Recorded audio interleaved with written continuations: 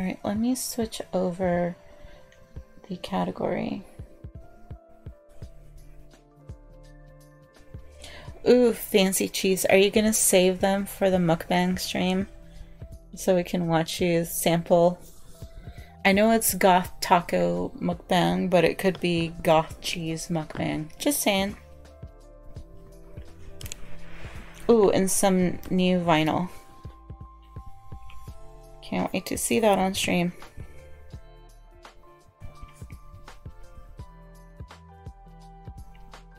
Yes, we like the cheeses.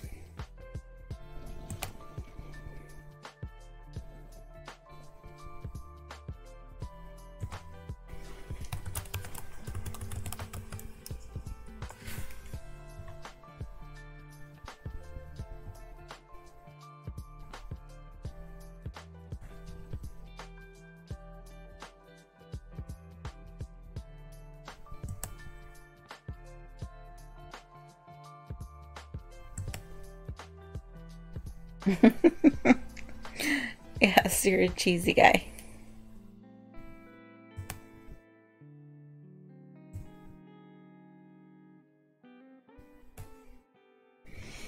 Alright, I can't remember what chapter of the LOK we left out on. Let me double check. Oh, we're on chapter 9. Okay.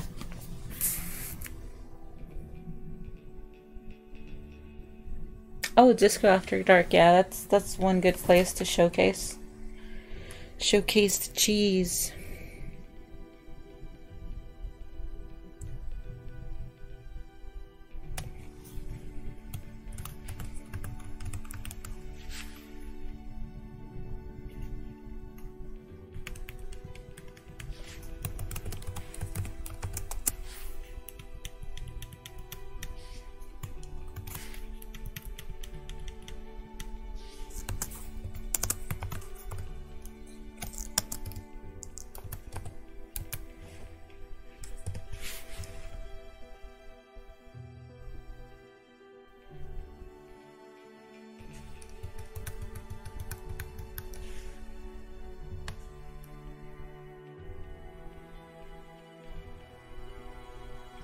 Goat cheese gouda, that sounds delicious. I had some cheese tonight as my after dinner. I consider cheese dessert because I enjoy it just by itself. So mom made some fresh tortillas today, and I like to put slightly melted cheddar on top, and a little bit of crema, and then I had another one and I put fresh queso, you know, like the white cheese, with some crema on it too. So I had 2 cheeses on my tortillas, and that was so freaking good.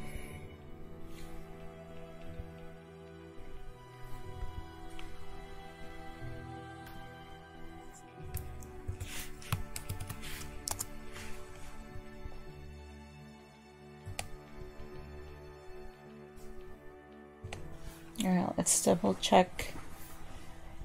Yeah, nom nom nom indeed. That should have updated the category and title. Yep, okay. Oh, gorgonzola. Very strong and very stinky, yeah. What's the other one? Asiago too. That one's very strong and very stinky. But it does not fall into what I consider what I call the stinky barnyard cheese, which is like the soft white cheeses that just stink to high heaven and basically taste like what you would find on the floor of a barnyard. I may not be a cheese connoisseur, but that does not taste good to me. Strong and stinky. Well, you're definitely a strong boy. I don't know, I haven't smelled you, so I don't know if you're stinky. But if you're doing all the heavy lifting,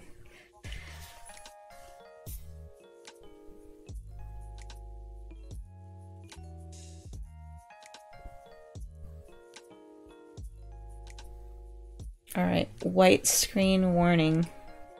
Because I don't have a dark mode of this cover.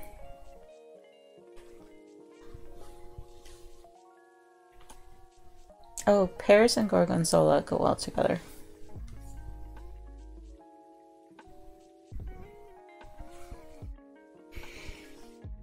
Alright, so we will continue reading our Adventures of the LOK by Tommy Rice.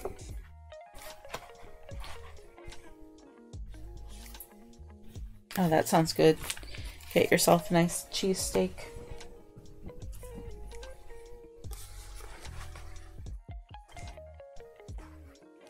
So if you recall, our hero, the LOK, escaped his mountain prison, which, as described in the book, was kind of like Kung Fu Panda, where was not the tiger, the jaguar, the bad dude that was kind of chained up in a center stone island, and he still managed to get away.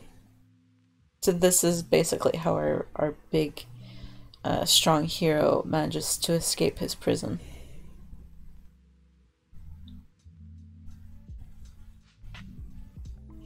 Gouda to me is a little simplistic, but I know it's like smoked Gouda has a taste. Havarti I like. It's a good tasty cheese with a little zing.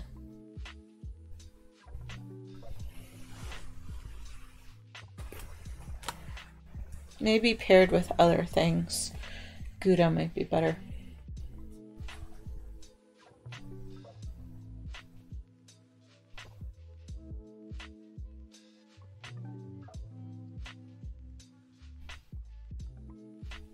Alright, so chapter 9, Home, is where we left off.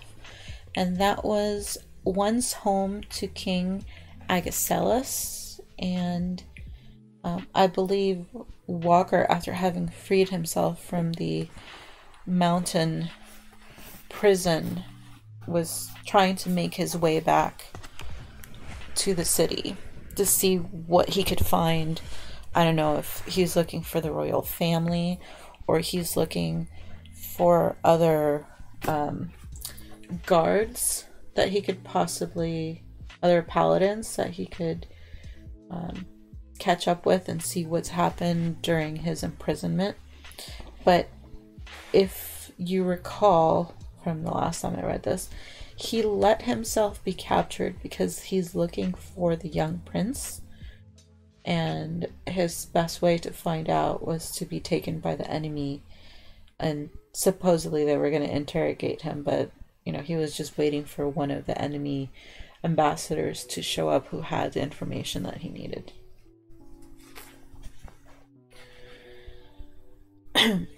The city seemed to be doing well, despite its losses, and the commerce seemed undaunted.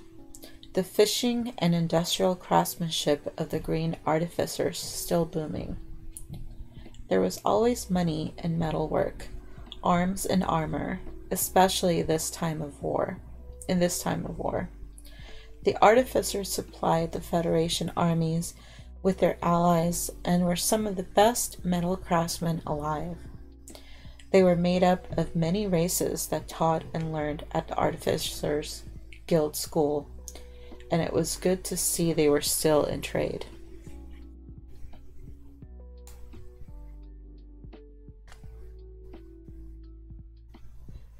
Walker had stayed to the outskirts of the city, walking down to the old stores of the Pike, close to the pier and the Sound.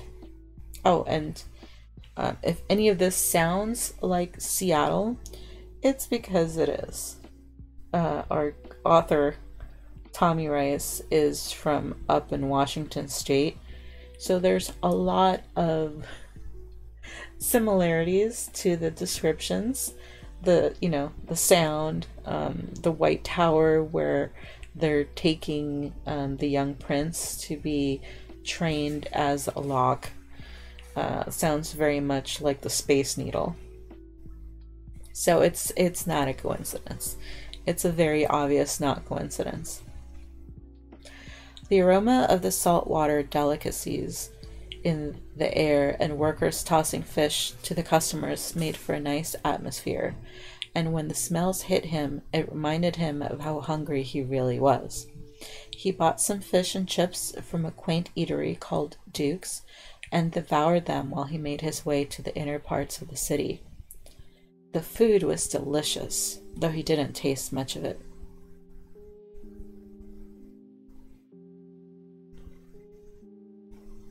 Me? Am I hungry? Actually just brushed my teeth right before stream, so all I'm doing is drinking water. So I'm not hungry. I will wait for breakfast because it's Sunday and pancakes are breakfast.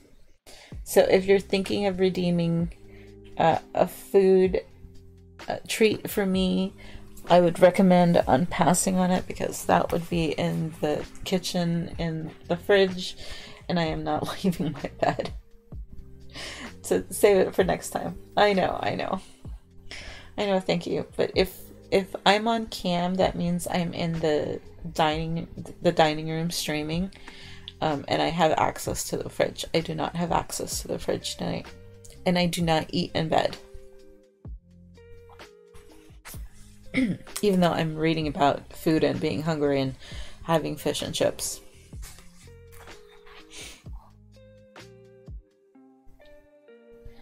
Walker slowed as he entered the middle of the city, away from the press and vendors. He had forgotten how clean it was here. Awnings, shops, and large umbrellas covered the street stores in colors, the greens, reds, and blues vibrant even in the gloom. People were not sitting outside as they normally would be had the weather been nicer, and Walker was glad of that. It made traveling easier. However, some people were out enjoying the cool air, and those on the streets were giving the big man plenty of room as he walked by. As amazing as it was, the city was still gloomy and dark from the shadows of the tall buildings, clocks, and towers. I know you'd watch a bedcam stream.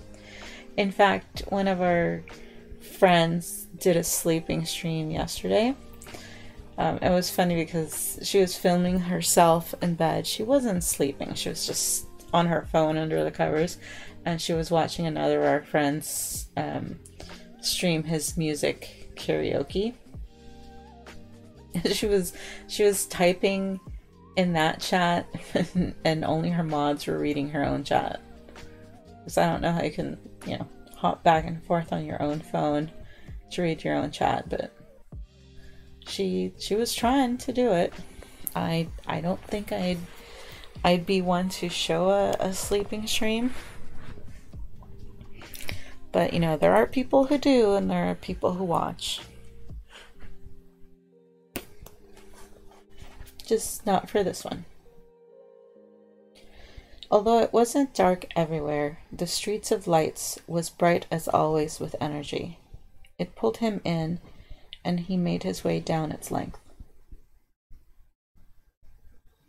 The lamps leading down the sides were always lit, though they were turned down at night to create a relaxing atmosphere. The posts were intricately designed by different artificers. It was the first job they received when they were promoted from apprentices as a test for the guild school, being the main reason the Street of Lights was so popular to visit. All the lamps were original works of art.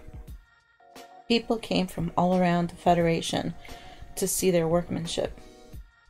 Walker was glad it was still intact. Who would destroy this, he thought. As he walked, he observed people under the glass top that covered the walk, sitting in chairs and on benches, drinking hot beverages. Others were reading books or talking about life.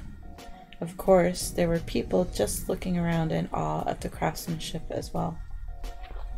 I think I need another drink of water.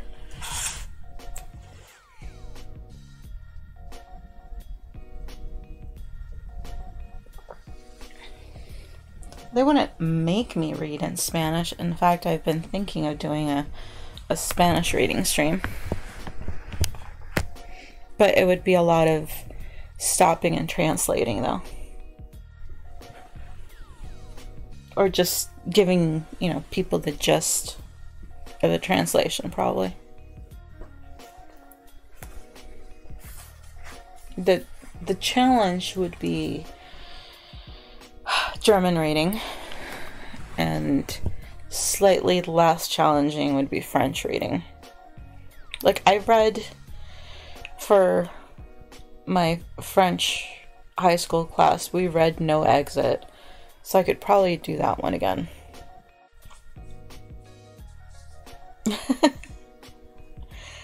Well, are you saying you want me to read that in Spanish?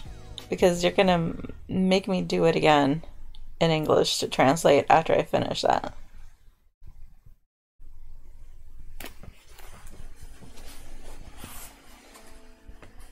You're just aching to use your channel points, aren't you?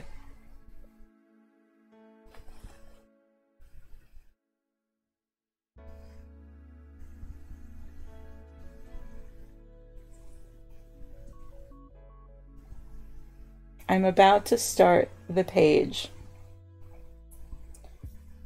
So if that's what you're planning on doing, not yet? Okay.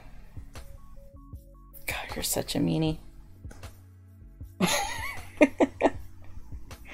You lack the points. Remind me how long. Was it 3 minutes or 5 minutes?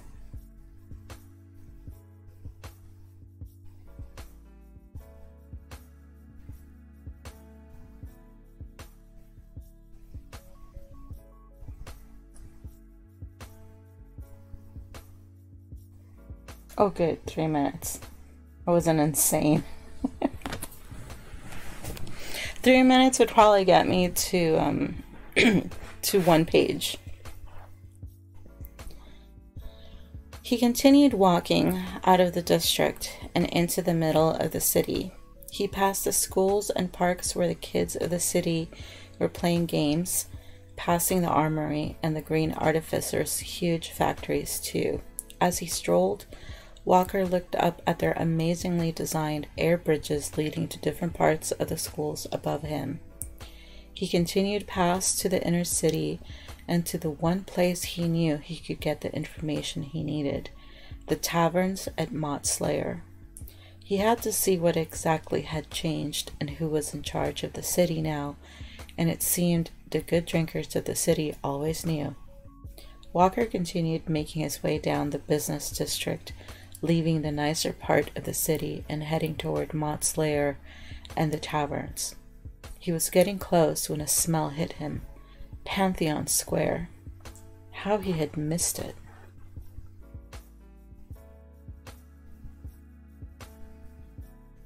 He made his way through an alley, across the street, and around the corner of a building.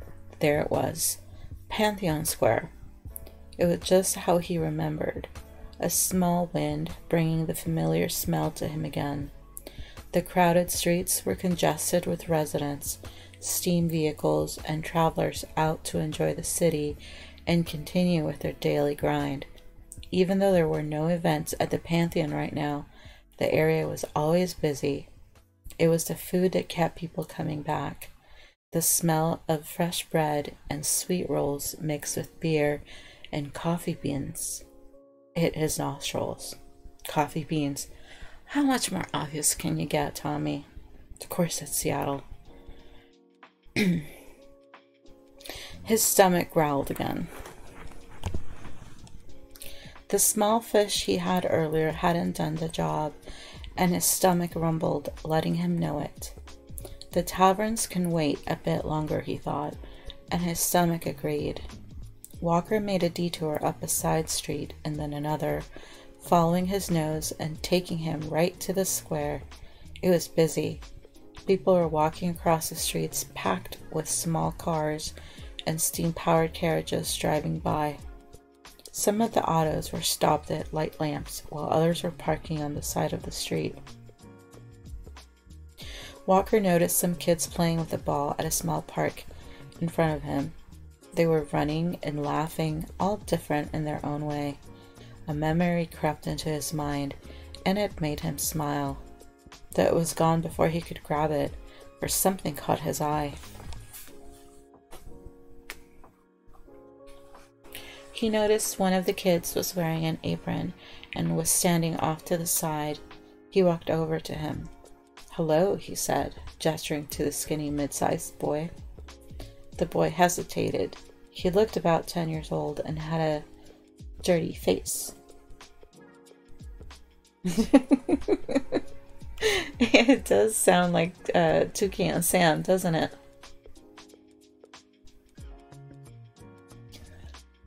Walker lowered himself, elbow on his knees, to look less imposing. "I'm not going to hurt you," he said, grinning.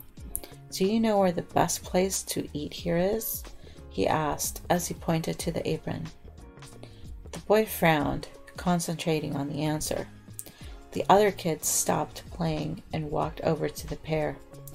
"You're big," said the biggest one of the kids, a large red-haired boy around 12. Lewd coffee places. Are there such coffee places in Seattle?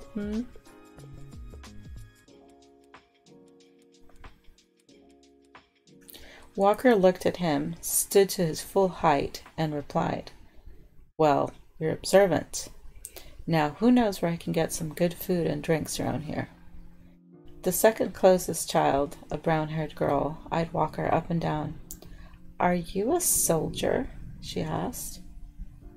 Walker was surprised by the question, but before he could answer, the one with the apron finally spoke up. "My pa has a place. I'll show you.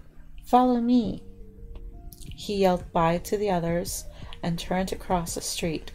Walker waved to them as well and followed the boy. "See you later," the girl called out as they left.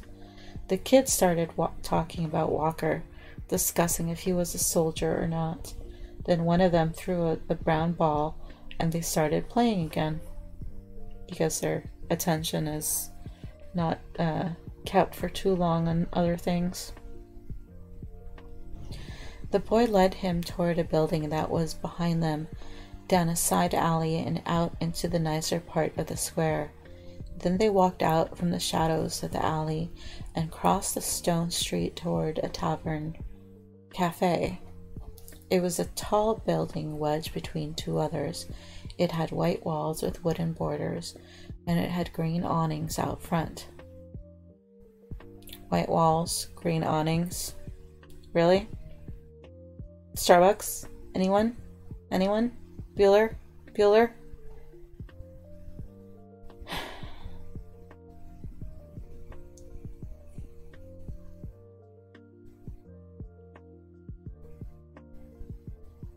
Oh, that's true.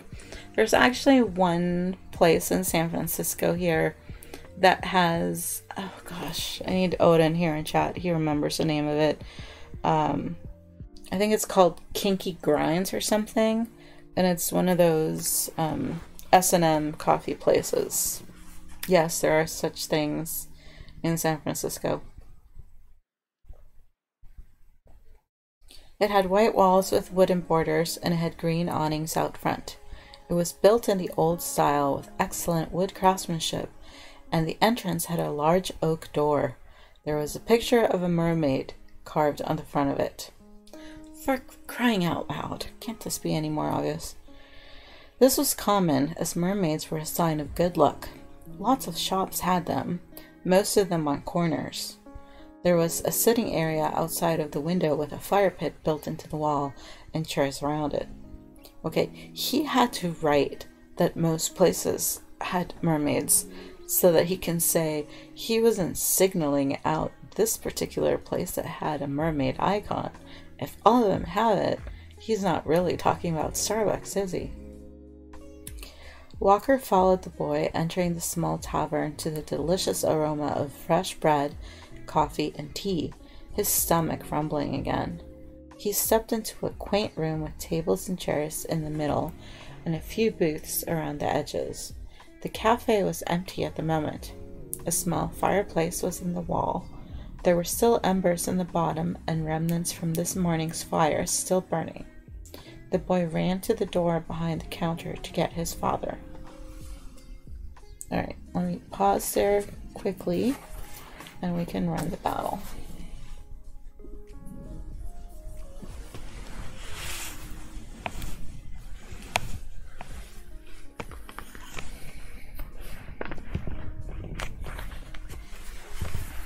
I need to readjust because I'm slumped down again. I'm self-adjusting. My laptop keeps sliding down.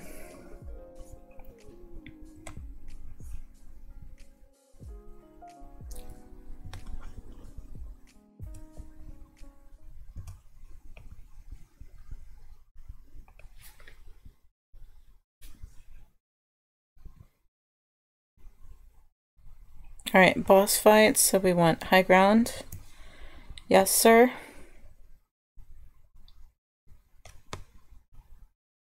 Alright, good luck.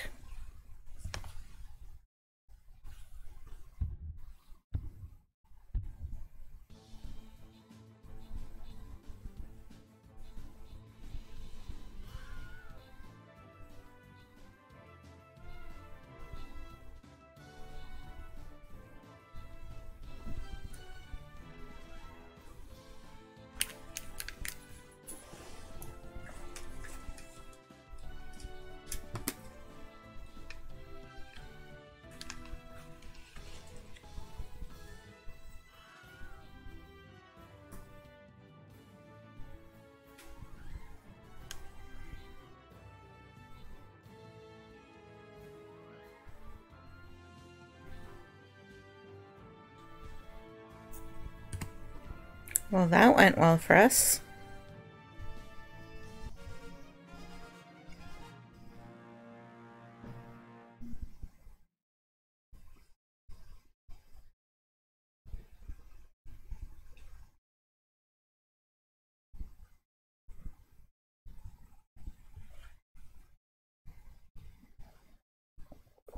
Look at that. Yeah, most skills.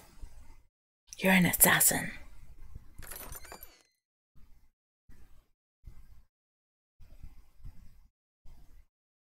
And you get some Berserker scrolls, and Matt Dillon, you get some Gladiator scrolls.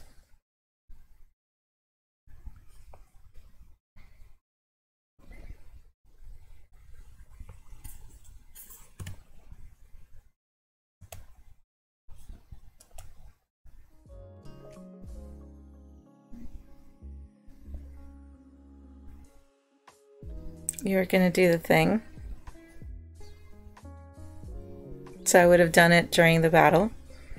You want to save it for before I run the battle next time?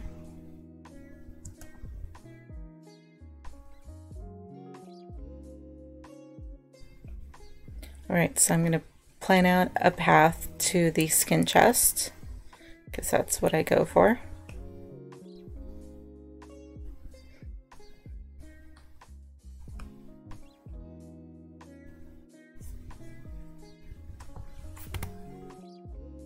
Ooh.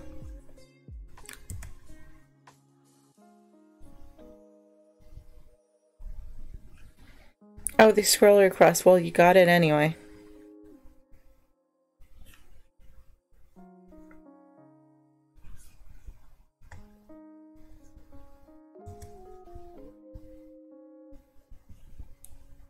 And I get the Fossagrim flag bearer skin.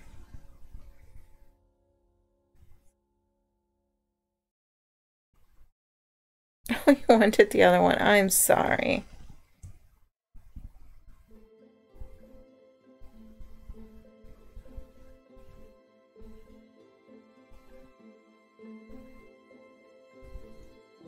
Okay, archers versus armored units. Okay.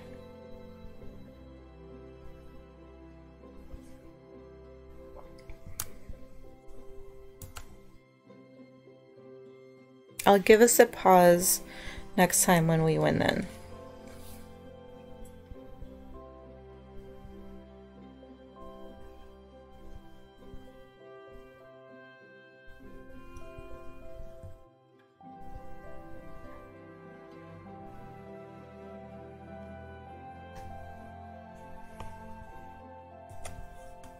And if we have gladiator scrolls again, you can redeem.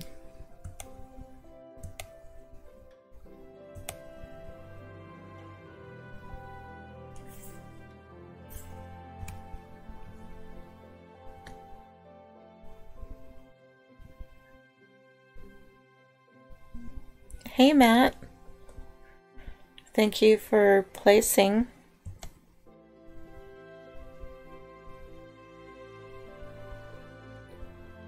Make sure you have the name afterwards of the Pokemon.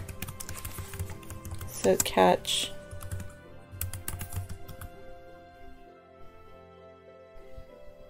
Let me drop a super lure.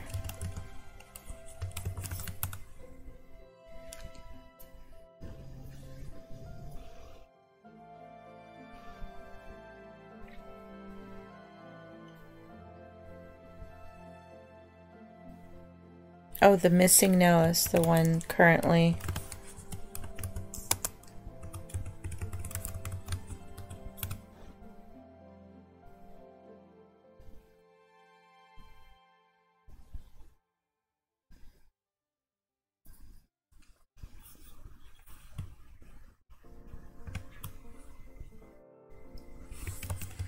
I'll leave another one.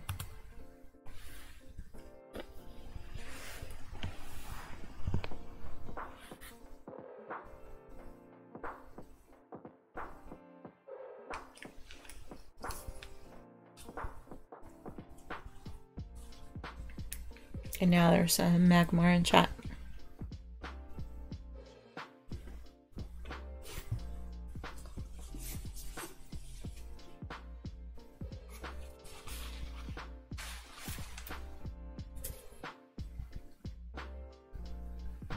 I will upgrade to the next 2.0 Pokemon game on the other laptop. I just haven't gotten around to downloading it yet. But this one works on the old laptop, so if it ain't broke, don't fix it.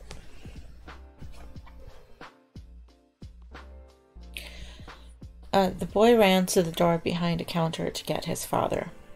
When the man came out, his eyes widened in shock. Oh, hello. Hello, Walker replied, pulling his cloak over his shoulder and exposing his huge arm. It was awkward for a few seconds, for the shopkeeper seemed surprised at something, but it passed. Welcome, welcome. I'm sorry for my manners. Please sit. Martin, go and get tea for our guest, please. Martin, the young boy, just stared at Walker. Hi, Fishy. You just missed the battle, but we won. So I think we won because you were on your way. How are you doing today, hun?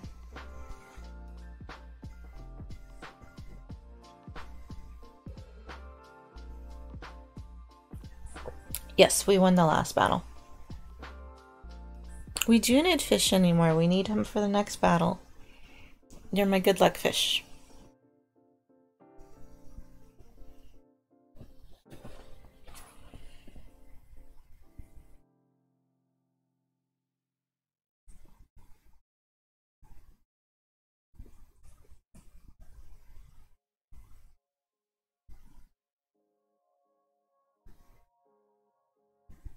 And thanks for entering the giveaway, Matt.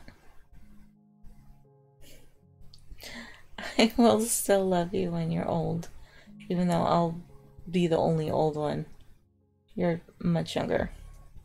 You got a long ways before you get old.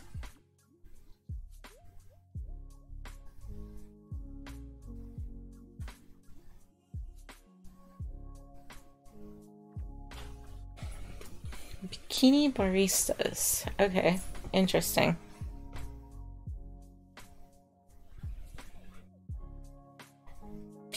Martin, the young boy, just stared at Walker, his mouth hanging open. His father looked back at him. Martin, go, boy, he said, shooing at him with his hands. The boy ran to the back. After watching his son run to the back of the cafe, he looked at Walker. Nice kid. Takes after his mother. Creator rest her soul. Please sit. He gestured with his hand. Walker sat at the indicated table. My name is Bali, and I see you have met my boy Martin.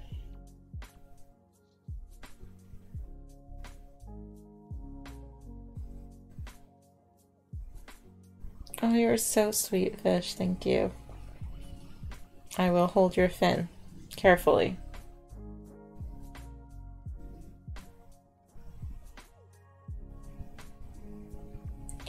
Walker was smirking. Yes, he seems like a good kid.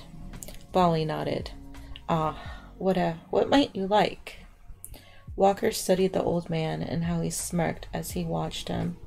Bali was older and of average build, with a slim but rounded head and nicely cropped mustache. He had on a pair of round glasses over a large nose and a beige apron that tied at the waist, with flowers smudged on the front.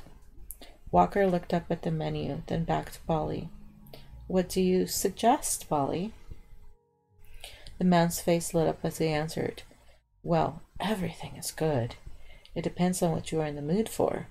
I would say an herbal tea? Ah, yes, of course. He stated, putting his finger on his chin. It's good for regaining one's strength after traveling, and you seem to have been traveling, so maybe that and some sweet bread. And Walker cut in. Tea and bread are fine for now. Or in German, Tee und Brot.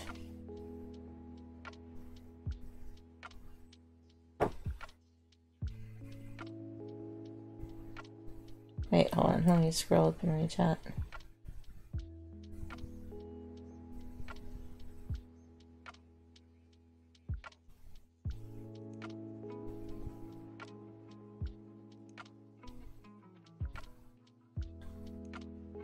Aw, she missed you.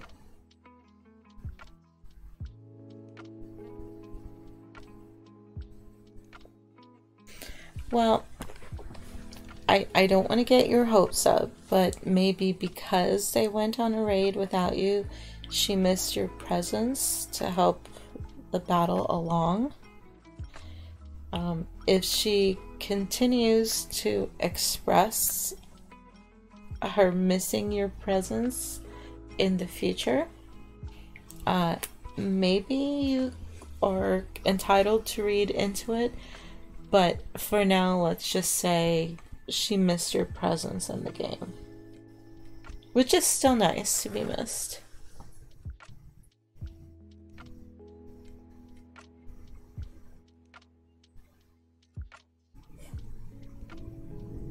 And, you know, as someone who is single, there is nothing wrong with being single, fish. You can enjoy your own company and enjoy your freedom.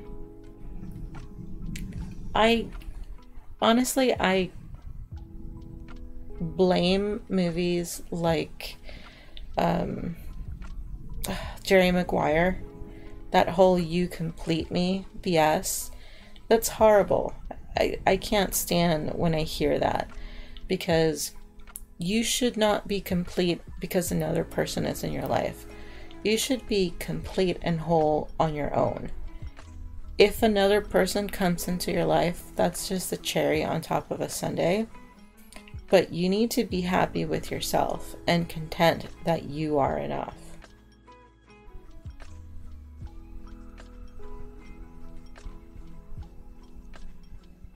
Exactly. If someone completes you, then you have issues.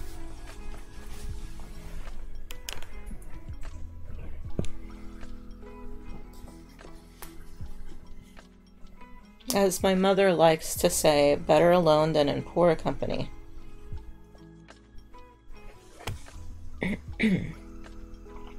Walker cut in. Tea and bread are fine for now. Bali's face dropped a bit, disappointed at not being able to share his entire menu with the man.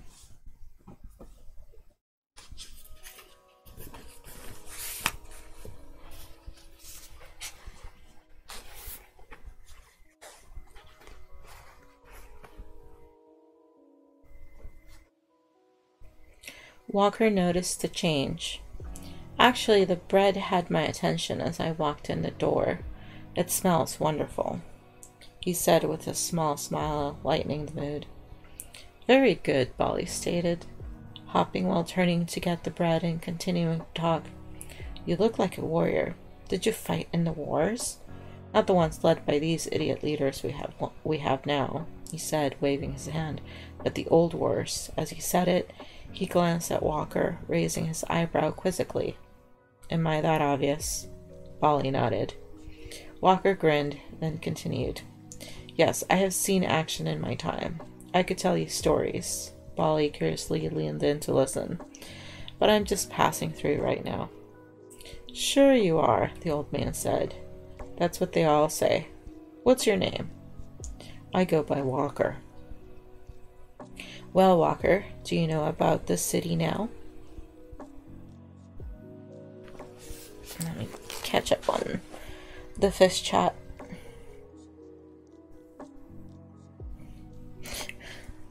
Complete with or without the companion set.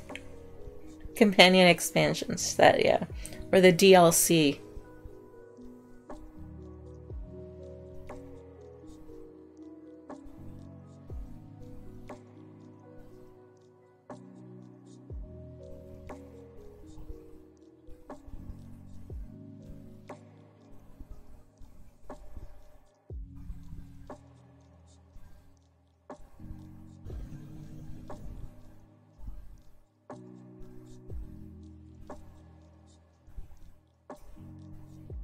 That's actually a nice dream, to have fish. It's quite lovely.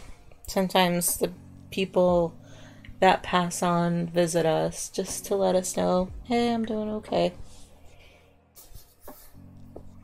Do you know about the city now? No, why don't you tell me about it? Walker offered, watching with amusement as the man's excitement rose. Either Bolly hadn't talked to someone in quite a while, or he liked to gossip. His excitement was of no consequence, as he seemed a good fellow. Bolly started. You need to watch yourself unless you want to get caught up in the war. Walker looked at him for an explanation, so Bolly continued. Well, after Governor Gamer's passing, the new governor has been recruiting for the war in the Northeast. Anyone who can take up a weapon he wants. Male, female, it doesn't matter.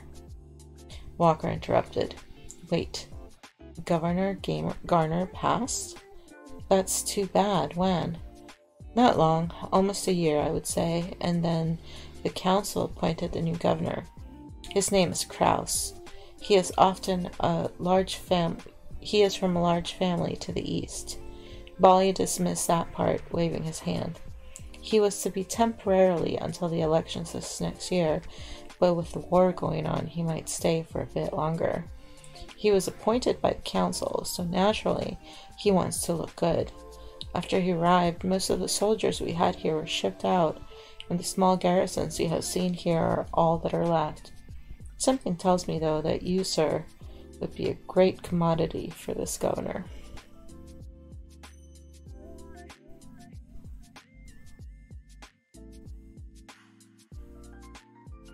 Walker looked at the man, puzzled. Why do you say that? Oh, you're big and all, I see that, but... He lowered his voice and looked right and left, as if there were someone else in the room. You're old guard, aren't you? You're a Spartan. I'd know that emblem anywhere, he said, pointing to the pin Walker wore on his cloak. You know, there are still some of you left, too. Walker perked up at the news. Really? Where? Bolly continued, not stopping to listen. Oh yes, they're scattered. I'll tell you. Some still serve as leaders in the army, though there are none here that I know of. Not since the House of Swords was attacked. There are some scattered still, you know. Bolly didn't miss a beat and kept going with his tale. Once I saw your general. No, really, I saw the Bull of Sparta. Once I did. In person. He was the best. Bigger than you, I'd say, though you're pretty big. The man eyed him and continued, his hands in the air, explaining the story as he talked. He was in his armor and had his mighty sword drawn. Bali was excited, and he looked at the ceiling with his hands up as if the warrior he spoke of was right in front of him. He looked at Walker, who was just watching the spectacle. "Sorry," he said. "My excitement has gotten to the best of me." He sat down and continued.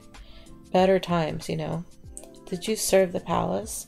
It's in ruin now. A shame, really. Though as big as you are, you probably served in the royal guard, or you might have been a paladin."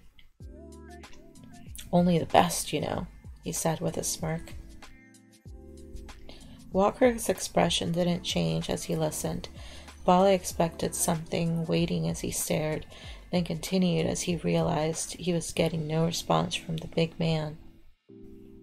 "Don't worry, your secret is safe with me," he winked at Walker, putting his finger on his nose.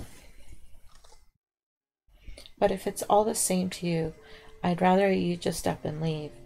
We've got enough trouble up here already. The city looks nice, but it has gotten bad. Not like royal, mind you, but bad. There's no order except for the police, and I think some of them are as crooked as my back." He stretched his back out, popping it. "Oh, see, that's better," he said, chuckling. "What about the standing garrison or the soldiers I saw when I came in? What about them?" Walker asked.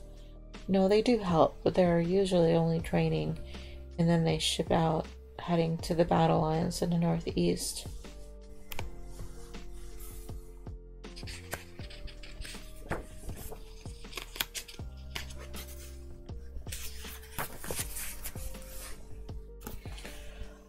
"Or they go to strengthen our allies in the war overseas. They go where the council says. Heck, with the governors fighting among themselves, it's up to the council to keep control, and it's been taxing on them. They are supposed to direct other matters like budgets and the economy. It's getting bad here, I tell you." "Well, if it's so bad, why don't you and the boy leave?" Walker asked. "No, some of the other cities are worse off than we are," he said, holding his chin in reflection. "Since I lost my wife, Martin is all I have, and we do well here," Bali continued, waving around the shop. "They usually leave us alone, except for the taxes," he said with a frown, standing. "Always the taxes, but at least we are protected." "From what?" Walker asked.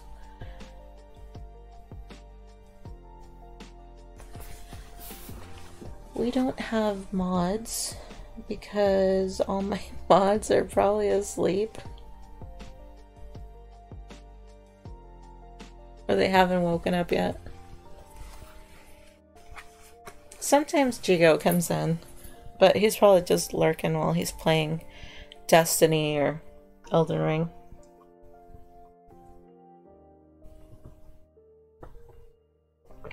I just started streaming too late for my Pacific or West Coast mods. Yes, thank you. I know I have my pet fish here ready to defend me.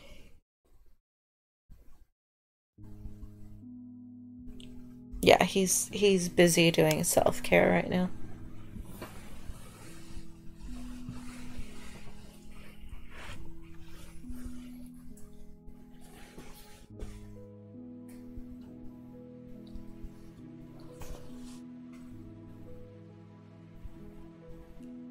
What kind of video? Sorry, I'm trying not to yawn, but it's late.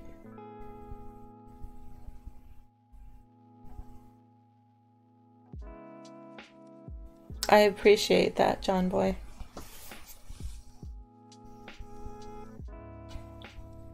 Well, good morning, Pan. How are you doing? My sexy baguette. Saw you placing earlier. Are you getting ready for your Sunday brunch?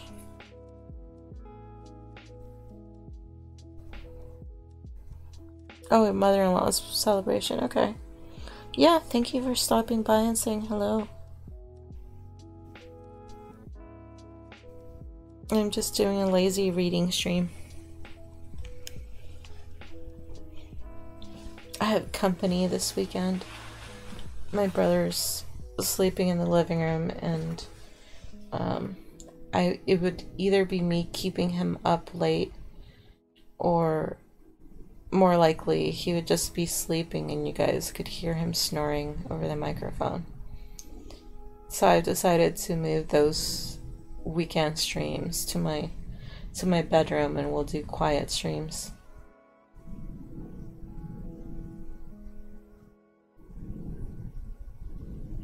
From what? Walker asked. Bali answered, "We are too close to the Jotun of the north, and the giants are very warlike. These walls, well, they stop them. I believe they are mixed up in this war too. I have heard they have allied with the Razium. They have been coming closer to the borders lately. At least that's what I hear. I feel it's just a matter of time before they decide to start acting up. It's like the old days." He finished and nodded to the picture of the mountains over his fireplace. It was a depiction of an old castle on snow-covered peaks, holding off a siege.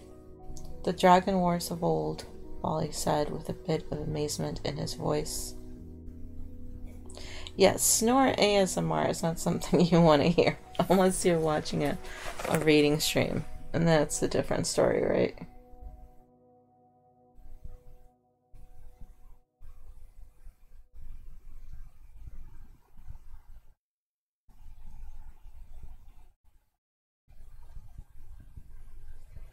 Yeah, I saw something come in, but I don't think it came through. There was an error message, fish.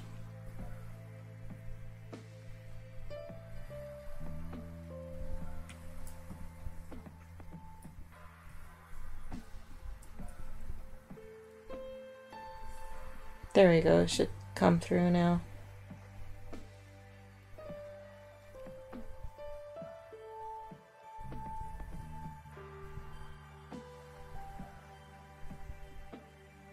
The test message did not go through, but the second one has.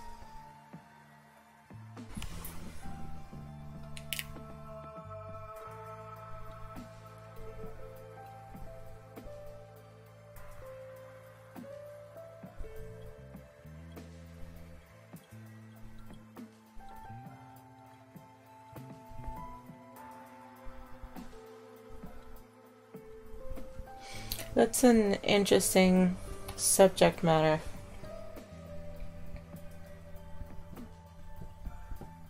Can I read it on stream?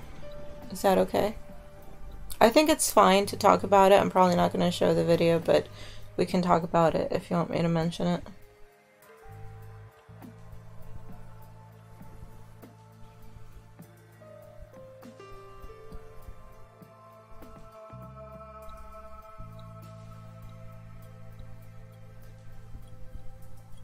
We're not going to get political, but it is a proper subject matter.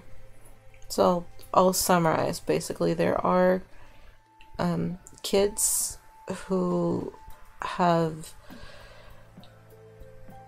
gender issues when they are born, and this is very common, I think, probably, you know, through the middle half of last century, where if someone is intersex, rather than nowadays you would have parents just, you know, let them grow up and decide, you know, what they are, because they could have organs for either sex, or they could present differently, masculine, feminine, or, you know, somewhere in between. At the time, doctors would pressure parents to pick a gender, or even the parents themselves couldn't really fathom having a kid that was intersex or hermaphrodite. And it's one thing to dress them and have them grow up presenting, but it's something completely different to force them to have surgery to accommodate their physical body to what they're presenting externally, because you don't know. You're making an arbitrary choice, and you don't know if your child is going to identify that way when they grow up. And that's unfortunate. And then, in the video you're talking about, the kid lost the chance for a very important biological function that they would definitely want when they were an adult and grew up and decided what they wanted to do with their life and how they really felt. So that's unfortunate, Fish.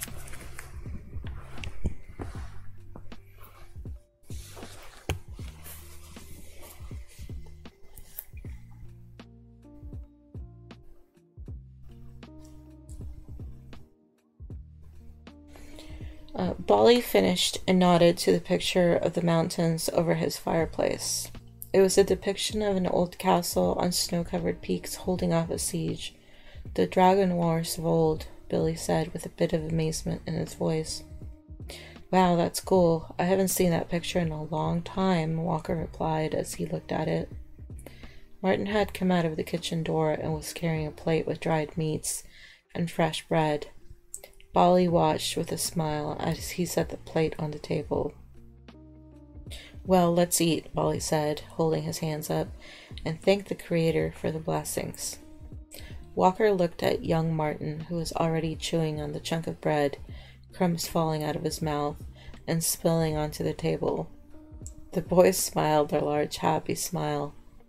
Walker chuckled and reached for a piece while Bolly started to pour the tea. Walker took a big bite and then looked at his host.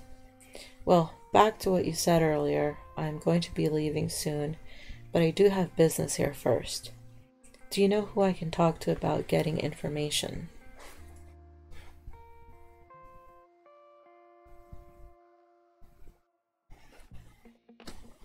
Oh, never run out of cheese. Make sure you're always well stocked up on that.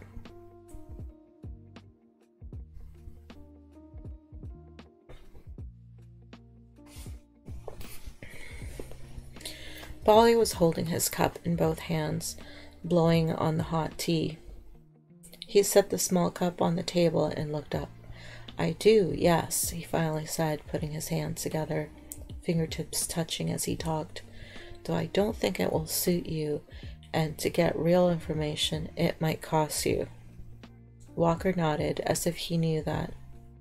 Or maybe I can answer any questions you have, Bolly stated, eyebrow raising. I don't know if you can, Walker replied. Bolly shrugged his shoulders. Okay then, he said, clearly put out. Walker sighed. Okay, since you seem to know about the old guard, I need to find a wizard, a LOK.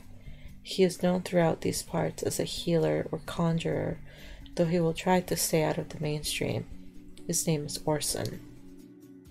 Bolly had picked up his cup and was just starting to sip his tea as Walker was talking. Hearing the name, he choked and almost spit it out. Ors, he said, gagging. Martin ran behind him and started hitting his back as he coughed. Walker stood to help him, but they were both shooed away as Bolly caught his breath, hacking a little more. Fine, I'm fine, he said between gasps and coughs. When he finally stopped coughing, he put his hand on his chest to catch his breath. Orson. The Orson. The king's LOK master. Yes, the same. Bolly had calmed himself. He stood and walked across the shop, locking the door and flipping the "Be back soon" sign over. Coming back, he looked at Walker. I knew you were old guard, he said wildly. I myself used to know him, he said, standing taller. Let's say he is an acquaintance. I'll tell you what, I would be happy and honored to give you a place to stay while you're here. Walker looked at him. Really? You knew him? Well, thank you. You can help me then? Bolly nodded. Yes, I will tell you what I know. You have been led here to me for a reason, thank the Creator, and I will make sure you are taken care of if you remain here. Are you going to stay in the city long? Martin was staring at the giant warrior again, mouth open. Walker smiled at him. Thank you for your kindness, but as I said, no. I am leaving as soon as I find out about Orson. I have lost too much time as it is, unless he is here. And perfect timing. Top of the page, we can run our battle.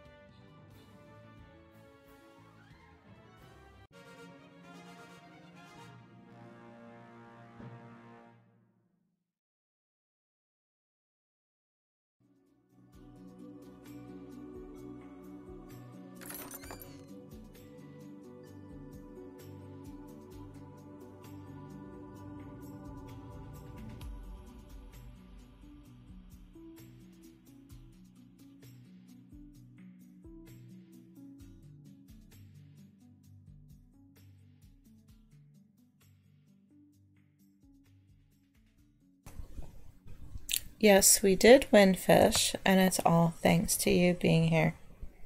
You're my good luck fish. Thank you, Van.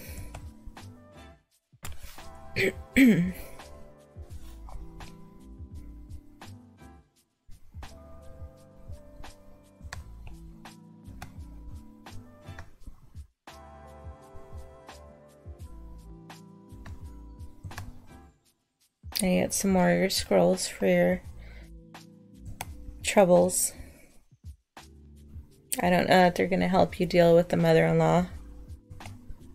I don't know if you get along with your mother-in-law or not.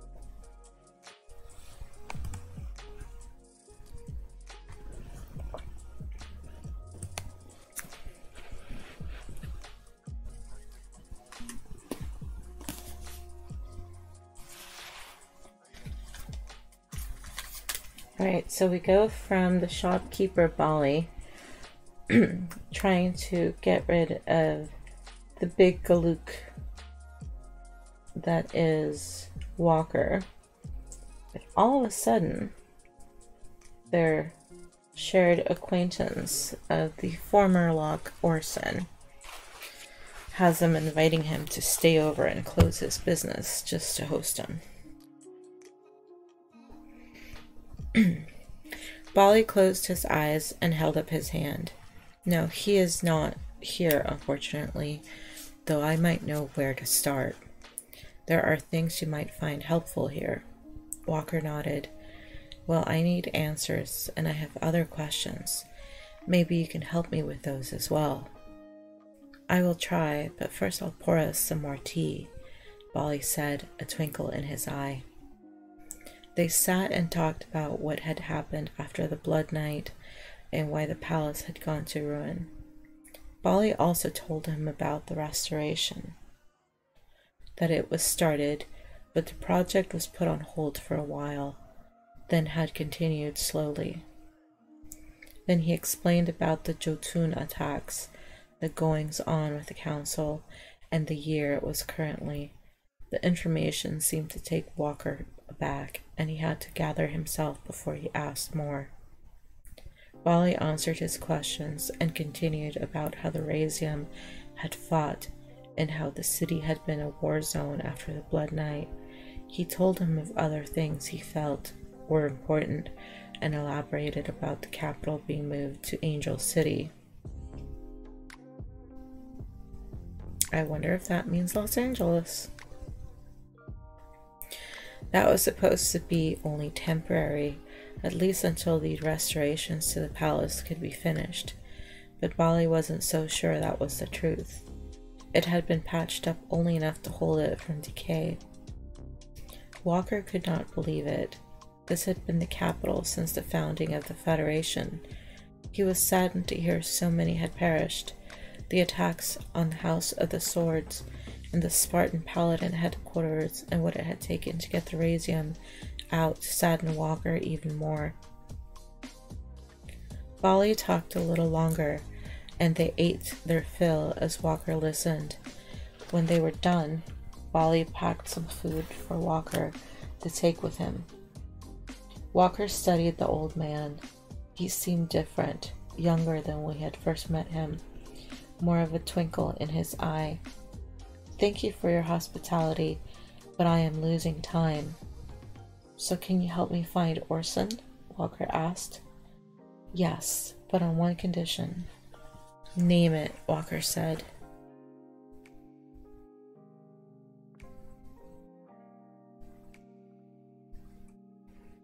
When you find him, make sure you give him my best regards, and tell him he still owes me money, Bali said, frowning, his finger in the air.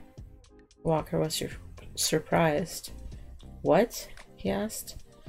The old fool thinks he won last time we were at the track, but he didn't. My pony was fast, and Orson, the old dodger, left before I had a chance to collect. I think he knew he was going to lose. Never was good at telling the future, that one, Bali finished. Walker didn't know what to say. Bali shook his head and laughed. Will you tell him? Walker was thinking he was crazy, but nodded. Yes, but what? Bali interrupted, smiling. My large friend, I will explain at another time, when all will be revealed. You will see. We will see each other again, he finished with a slight grin. Walker didn't know what to say, but he knew of wise men and wizards. But he knew enough of wise men and wizards than to say anything more about it. So let's get you where you need to go, Bali said, thinking. Now, I talked to him, well, it's been a while now, and I'm not sure where he is exactly. He won't be back here until a few months from now, but he should be in one of two places. Martin, bring me that map in the back. The boy jumped off his chair and grabbed an old rolled paper from a desk in the back of the shop. Bali looked back to Walker. It isn't safe for Orson with the Razium and their mercenaries still hunting down the King's Council. They are more active than I have seen in a while. I hear they are looking for something. You are well informed, Master Bali. I don't know how, but you are, Walker said to him, the old man grinding over his glasses. Martin handed the paper to his father, and Bali spread it out on a table. Both the men leaned over it as Martin tried to get a peek from the table, from the side. Bali was still looking at Walker. Well, he asked, the Razium are acting weird. I know it is to you. So what are they looking for? Walker looked at him hard, unsure as to why he felt he could trust this man, but he felt calm around him, the way he had felt with Orson. The prince, he said. What? I knew it. He's been hiding. Oh, this is great news, Bali said as he pranced around, holding his hands in the air, and then looked at Walker. Oh, right, the map. What's the month? Bali asked, thinking out loud. He leaned back over the map with a pencil. Ah, yes, okay. He is either here or here, in Royal or Navarre. I know he will be at one of them. Best info is at those two holes, and the taverns are always the best places to look. Handford's and the Caesars are good places to start, he finishes.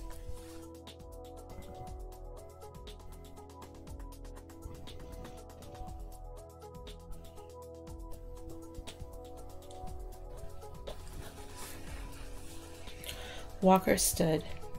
Well, it's better information than I had before. Thank you, Bali. You have been a great help, and you too, Martin. The boy smiled at him and took a bite of a cookie. Well, how do you plan to get there? Bali asked. Walker grinned. Jumper. Bali smiled back at him. Good. Now go, and good luck. May the Creator protect you. Oh, and don't forget to tell Orson what I said. I won't, Walker told him. A second later, a customer knocked on the door, looking in the window and pointing at the sign. Bali went to let her in, and Walker followed him to the door. Be safe. I will see you again.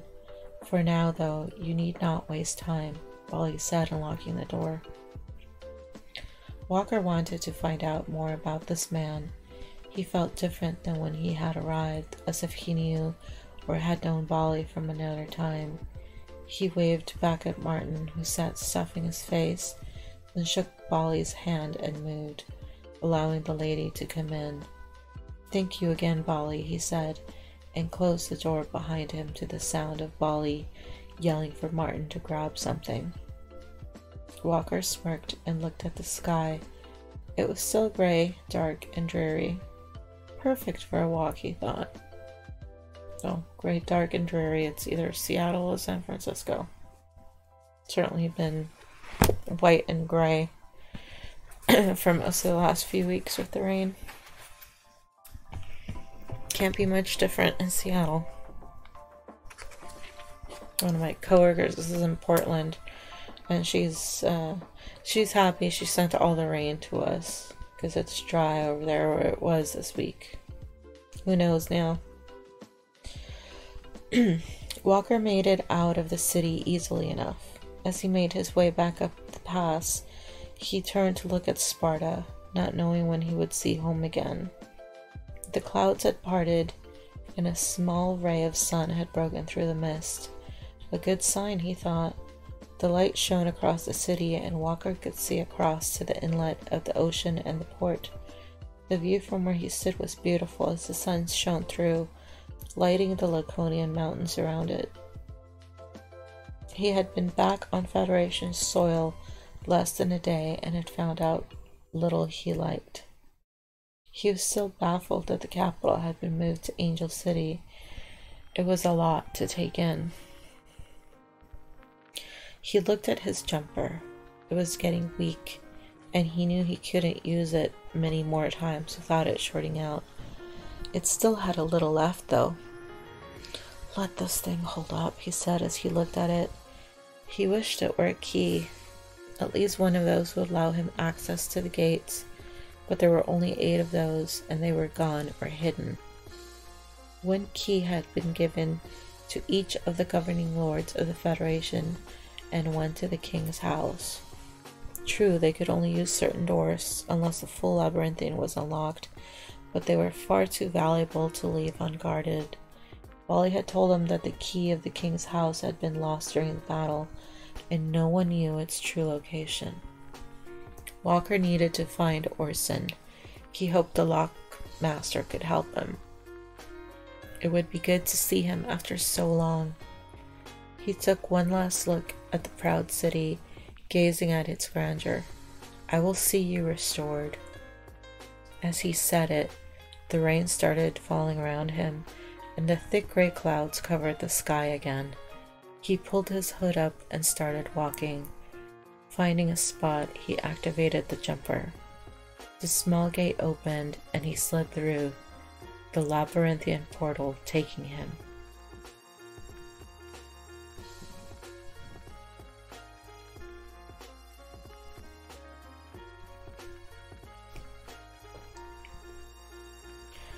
The rain hadn't let up in hours.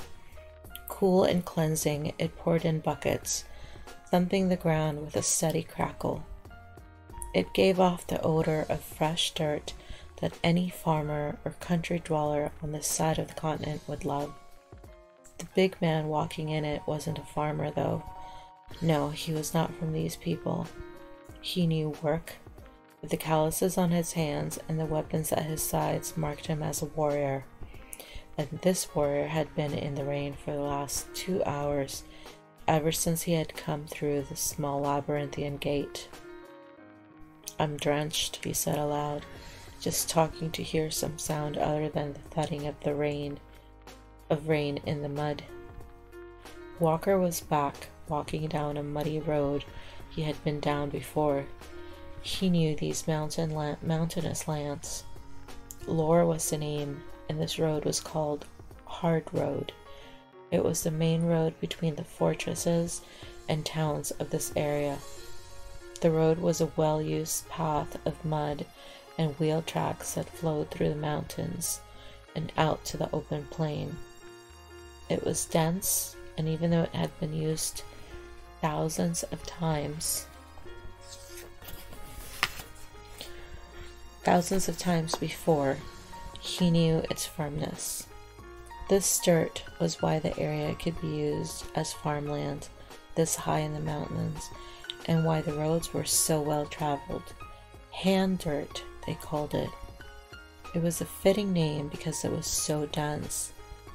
It had twice the amount of minerals that most soil could contain.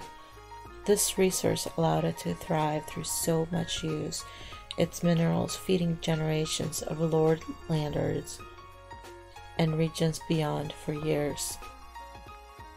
On both sides of the road there were huge patches of oaks, and every 20 to 50 yards was a thicket of reeds and tall grass. Laura was the only place that had them in this mountainous area. He studied these patches as he walked, noticing the bugs and frogs gathering by the puddles. His cloak was a flap of water that kept the rain off his shoulders, but even it had started to feel the dampness as the water looked for ways to chill the warrior within it in its cold embrace. His mind started to wonder. It could be worse, he thought, and he paused as he felt the ground start to shake. Walker knew that sound. Horses. He had felt them a good 100 yards before they came round the bend behind him and into view. There were 5 riders, and they were in a hurry, not bothering to stop or slow as they raced by, spattering mud and gunk all over him as they went. Only the rear rider, a female, spared a glance, the others acting as if he wasn't there. Well, I guess it can get worse, he said to himself as lightning flashed and thunder boomed behind him. The rain intensified and he raised an eyebrow, looking at the sky. Really? He asked it. He pulled his hood tighter and kept following the road, watching the horses get smaller. As he watched them go, he noticed the lights of a huge fortress metropolis in the mountainous distance. Royal. That concludes Chapter 9, Home. And now we can start Chapter 10, Assassins in the Night. Andstone City, Atlaniok, Andstone Fortress, Party for Matthias. And we had left, I think it was his birthday celebration. And ominous things were about to happen. Hint, it's dragons.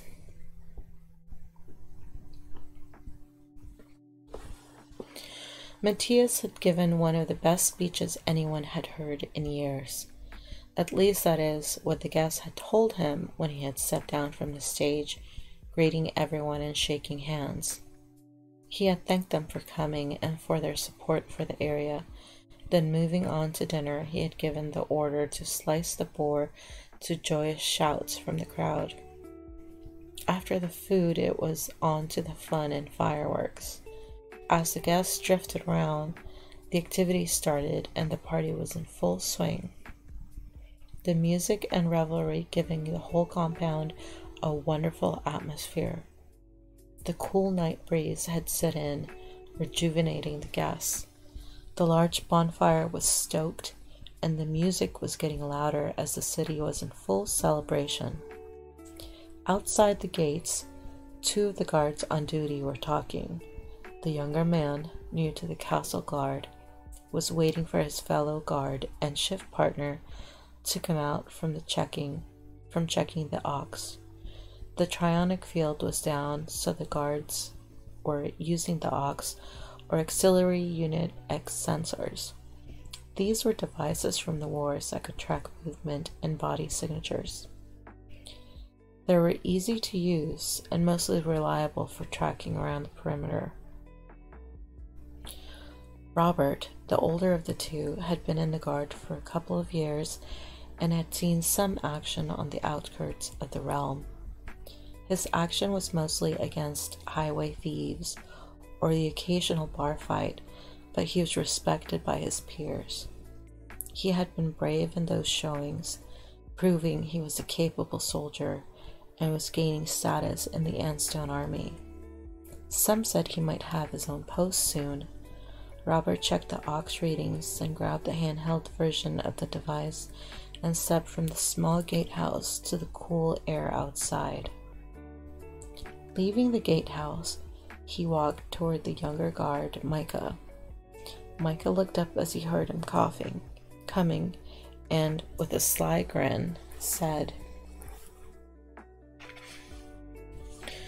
"It's about time. I'm off in 20 minutes, and when I am, I'm going to get a drink.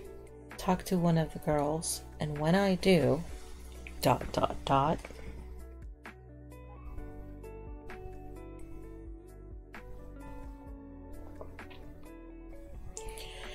Robert stopped listening to him. He had heard Micah talking about the party all day, belly aching about not being at the start of the celebration, and he had heard enough. He looked out into the night, shaking his head as the other blathered on. The stars were out, and the night was perfect. The moons were crescent, but both visible. It was an amazing view of the sky above. Robert looked from the sky and something caught his attention about 20 yards off to his left. He looked at the ox. It had picked up something, but it wasn't there now. Robert shook the device, tapping it on the side. Something felt wrong, and he held up his hand for silence. The other guard, Micah, just kept talking. "I am not going to hold your hand, wanker." Micah practically yelled. "Stop talking!" "Shh," Robert said. "Quiet."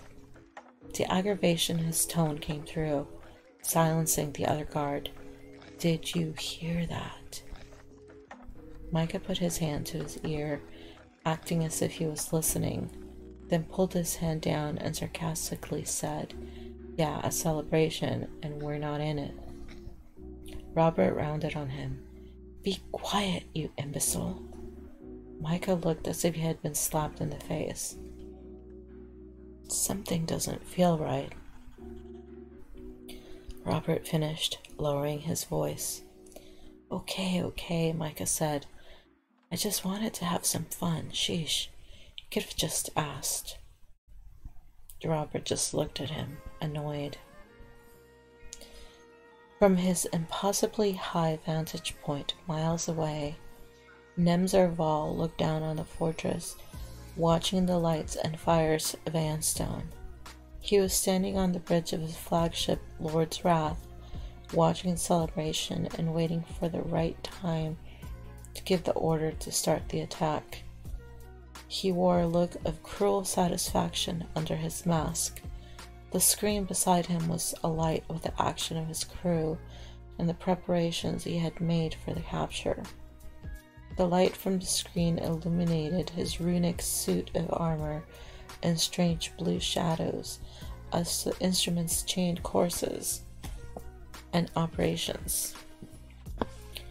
His outward demeanor was hiding the grim satisfaction of knowing he was about to have a prize, the prize that counted the most, his prize. Nemzor surveyed the area in the upper portion of the large screen that was showing Anstone Fortress, and a few miles away, the fortress he was about to take, and the small army stealthily advancing on it. The time was now. "You may start your attack, Shadow Lord." Nemzor's deep, raspy voice had just given the order of death. You're no fun," Micah said, sighing as he turned away from his fellow guard. They had listened for a few minutes, but there had been no sound or movement on the ox. Robert turned to Micah. "I'm sorry, I shouldn't have yelled at you. It's the commander's birthday, and I just want to do a good job, you know? I know you're excited. Soon we will be in there with the girls," he chuckled. "Ha! I knew it. It's cool. It will be sweet, is all I can say," Micah finished. Robert smiled, then looked at the ox. There the blip was again. He looked out into the night. From the right, where the guards were talking, what looked like a large shadow came to life. Micah had started to dance, acting as if he had an invisible partner in his arms. He stepped and then twirled and turned right into the shadow hand that caught and gripped him by the temples. With a quick twist of the shadow wrist, he was dead. The hand let go, and he fell to the ground, landing with a thud. As Robert turned toward the noise, he pulled his weapon, trying to see what had happened. He saw the prone form of Micah on the ground. "Micah?" He was greeted with a black blade that was shoved through him. Evil eyes stared at him through a white skull face mask appearing out of thin air. The eyes of the evil being watched the life slip away from the young man with apparent joy. With a gasp and gurgle, the young guard slipped from the sword and onto the ground, his blood flowing over the cobbles and onto the dirt. The black-armored assassin stood over him. His suit and mask flickered, the contoured armor and trophies barely catching the light of the fortress. He studied Robert until the guard passed, watching his end with grim satisfaction. The assassin looked right, then left, cocking his head to listen, pausing to see if anyone had overheard. No one possibly could have, with the unnatural quietness of the assassin and the folk dance music in the background. It was a flawless execution. He blinked, and the lenses of his white skull battle helmet switched to a lower resolution, giving him night vision as he prepared to enter the fortress. His head was still cocked, listening. He lowered the blood-covered blade to his hand, wiping the blood on his forefinger. He then wiped his finger over his own mask, making a streak crimson across his skull. His skull face. A ritual he did after all his first kills. He enjoyed it. The death he had just delivered, the smell, the feel. It kept the beast in him in check. He was a master assassin, an artist of his craft, and he was about to deliver his masterpiece. All around him, shadows came to life. His minions moved and jumped. Just like their master, they came out of the shadows, climbing the walls and entering the gates too fast to be human. Some of the foul creatures had already made it into the towers. They began opening the portcullis as Lord's wrath jammed the Ox system. The rest of his force was coming to life and moving to join their master in the art that was death. Astrals, shadow warriors, death merchants, and specters, all names of the dreaded alien figures that the Razium used against their enemies as assassins. The mention of one of them usually made most shudder. But to have an army of them in full display here was terrifying. Pale, the Shadow Lord of the Zagist looked at the serrated edge of the black blade he had just wiped the blood from, staring at it until he heard the first scream. His head shot up, and with the speed and grace of a panther, he bounded through the gates, weapons drawn, ready to cause pain, to deal death, and to find the prince.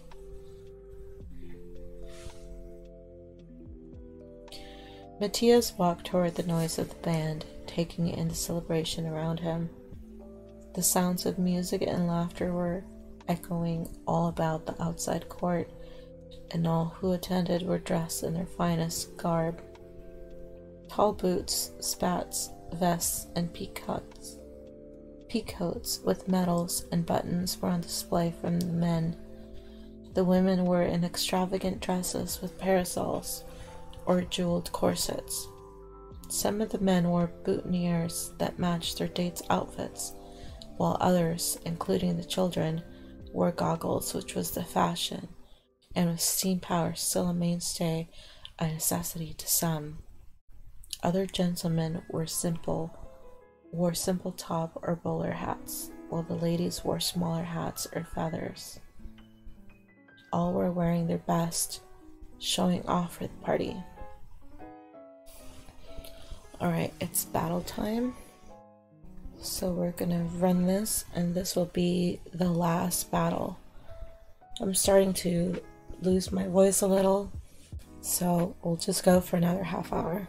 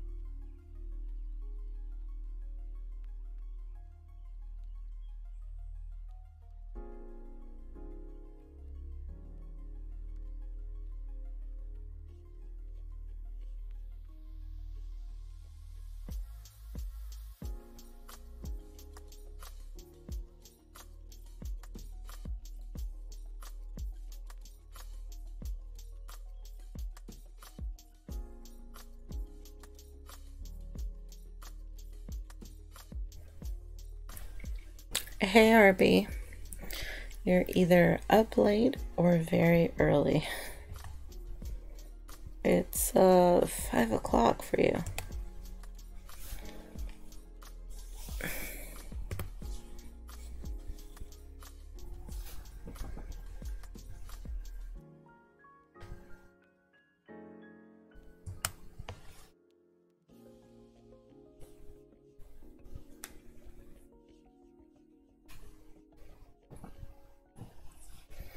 We'll see if the bots continue to keep us. You're up early, okay. Early on a Sunday. Boo. Sundays is when you sleep in, or Saturdays. If I don't have to work, I try to sleep in because I don't get enough of it.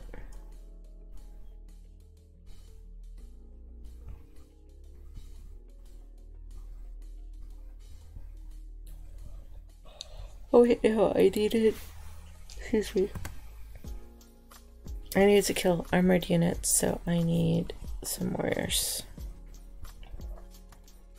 Grr, no. I have to do archers. They'll do better.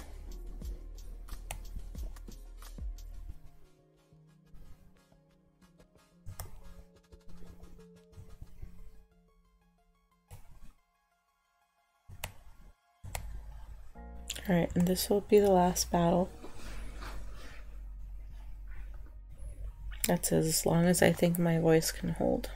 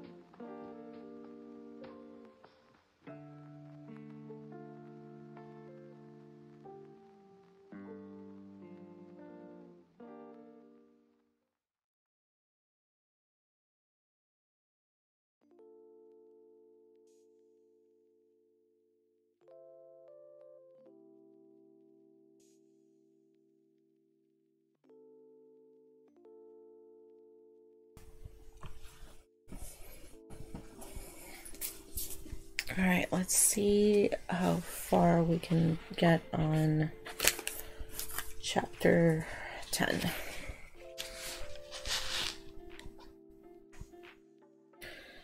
As the adults talked and drank, the children were dancing and playing.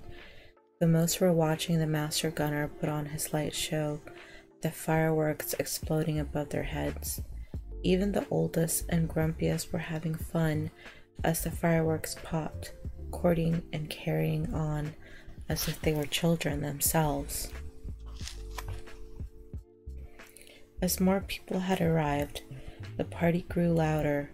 The atmosphere was electric, and it was turning out to be one of the best parties the area had seen in quite some time, though that could have been because of the drinks.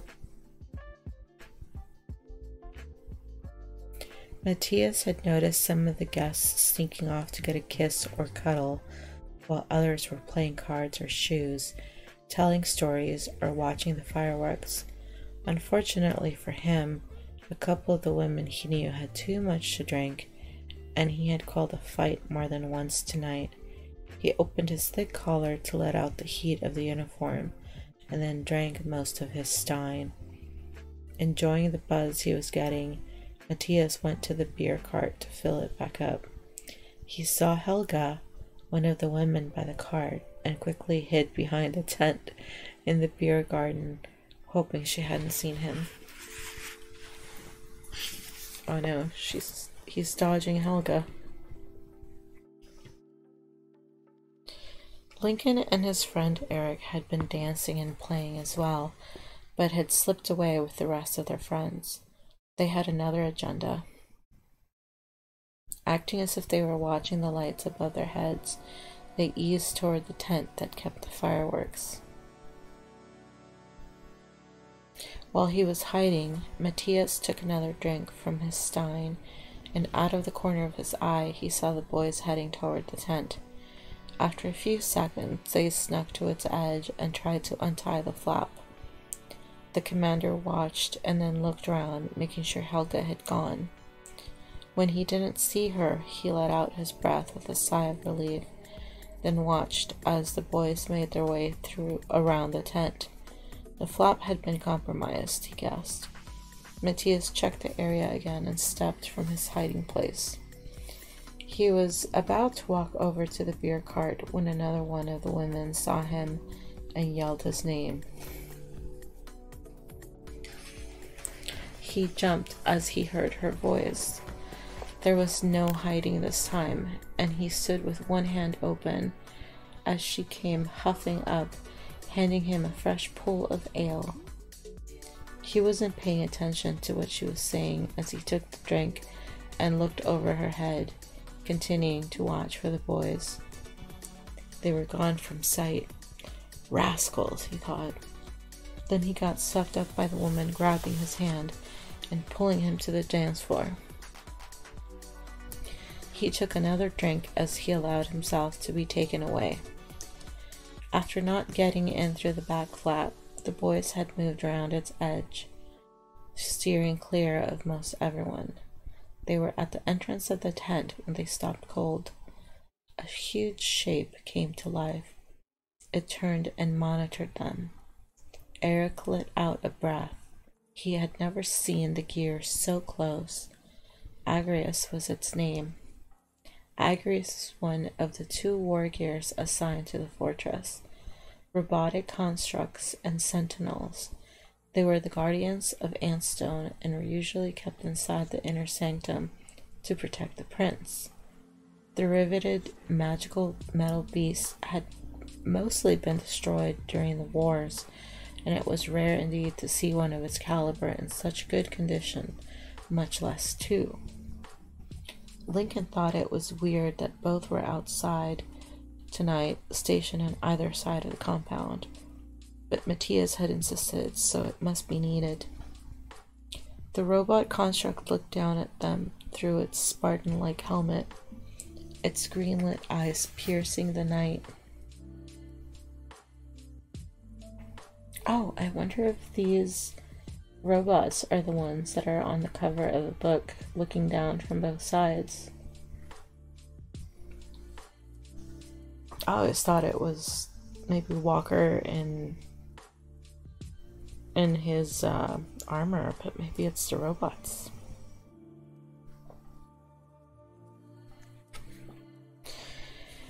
The robot made a growling noise like a chuckle. Its shoulder-mounted roto cannon turned and locked in place with a hiss. The boys could hear its ammunition gears turning. They were in awe. The machine was huge, over 10 feet tall. Its chassis was that of a bipedal, and it looked almost like an armored human. Albeit a very heavy, extremely larger-than-life armored human. It had 2 huge legs, 2 huge arms, and a small helmeted head that looked sunken into its armored gorget. Its shoulders were massive, rounded things like large ball joints, and they had armor plates on top that made the head look even smaller.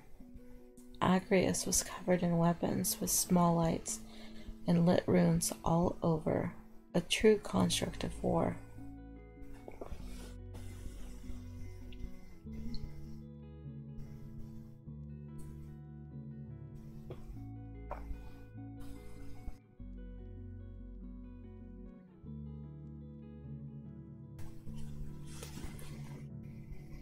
Looking up, Lincoln smiled at the gear.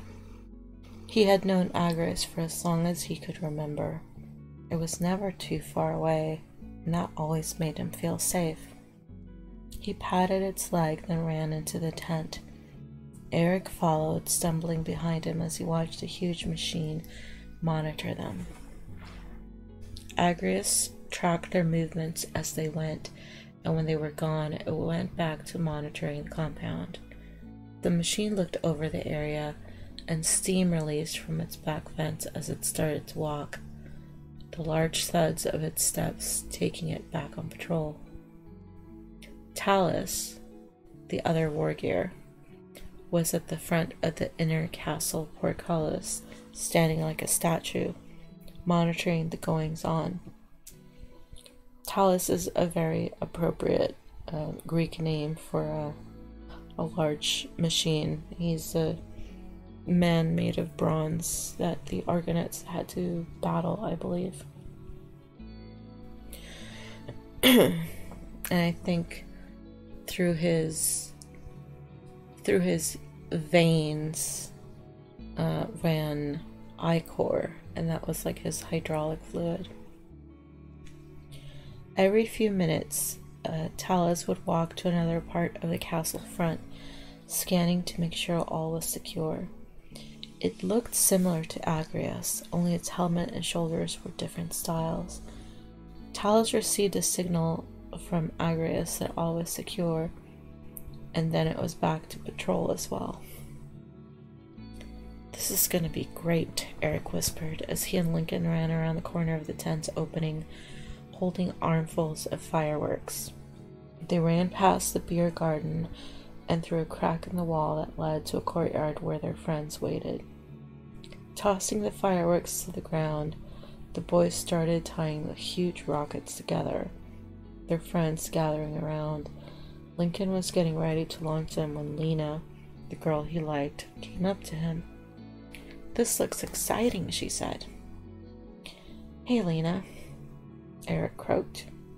"Eric," she said back, though she was looking at Lincoln, and he looked back, not realizing how close she was. Losing his voice as he locked eyes with her, he tried to talk. All that came out was a squeak as he looked into those pretty eyes. Her long hair fell over her face, and she giggled as she pulled it back behind her ear. Lincoln finally nodded, and she and the two other girls that were with her laughed, smiling at the boys. Lena was dressed in a pretty red and cream skirt with a small corset around her already tiny waist. She was like the other girls, had on knee-high boots that matched her reddish-brown overstraps. She smiled, nodding at the tied fireworks. "Is it ready?" Lincoln smiled back, regaining his confidence. Yes, of course it is. You look nice," he said, looking at her. "Thanks, you too." He looked down at himself. He, like most of the boys, wore some sort of khaki baggy pants with suspenders and cool spat-like boots, the latest craze. He also had on a red button-up shirt that had the sleeves rolled up.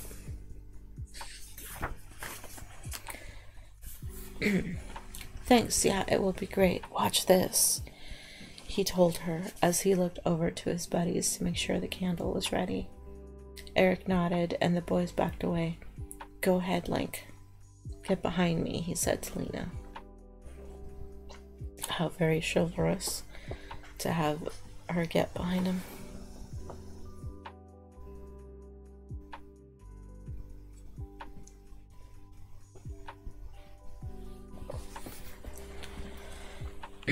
Lincoln stretched his arm out toward the rocket candle and concentrated, or at least made it look like he was. but he had done this trick many times, and his concentration was for show.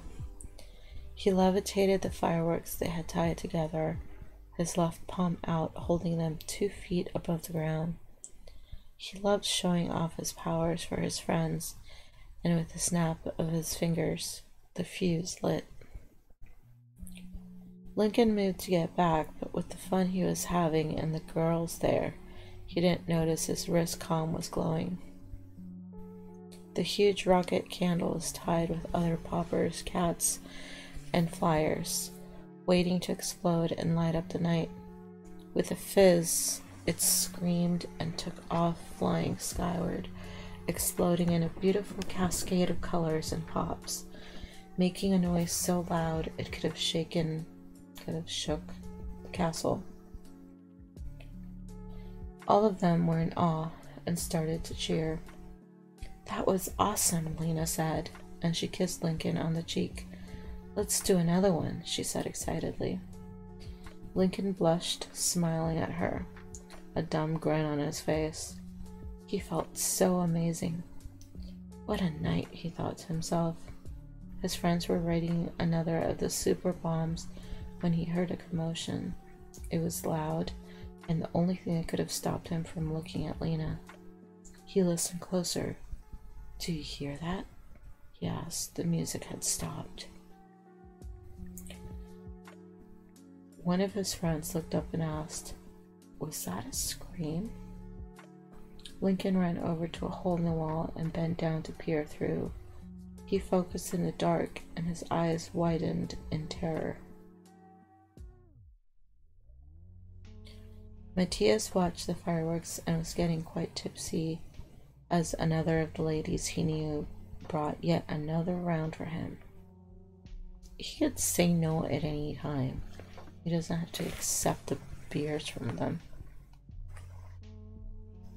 The master gunner was really outdone himself this year. He yelled as a huge bright flame went skyward,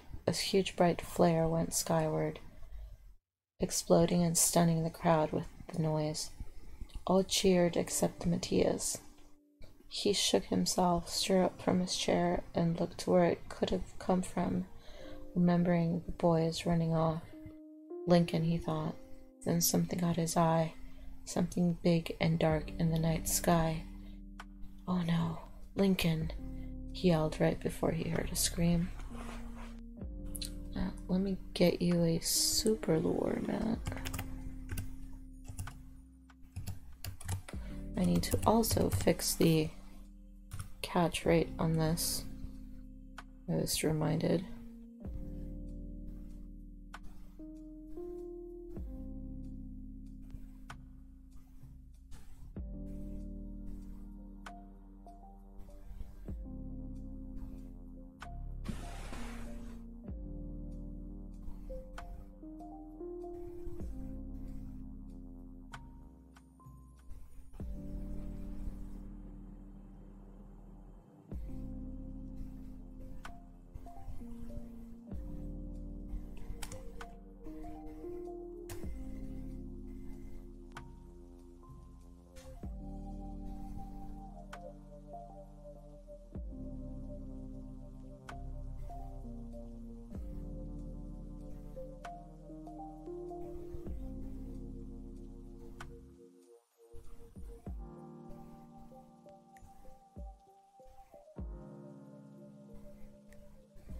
Alright, we'll see if that makes a difference.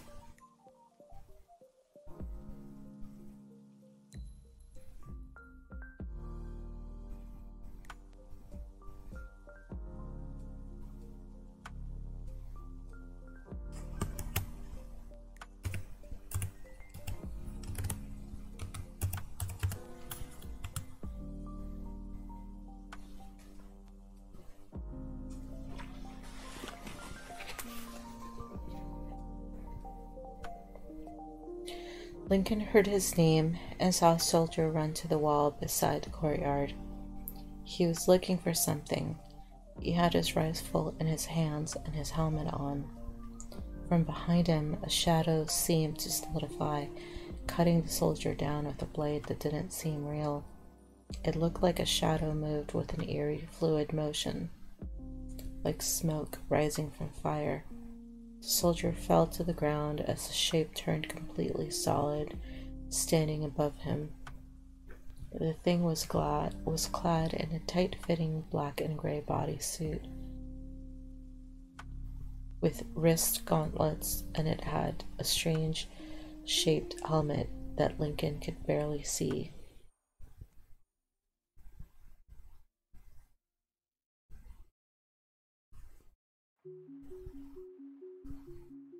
It turned its head right and then left, looking for something.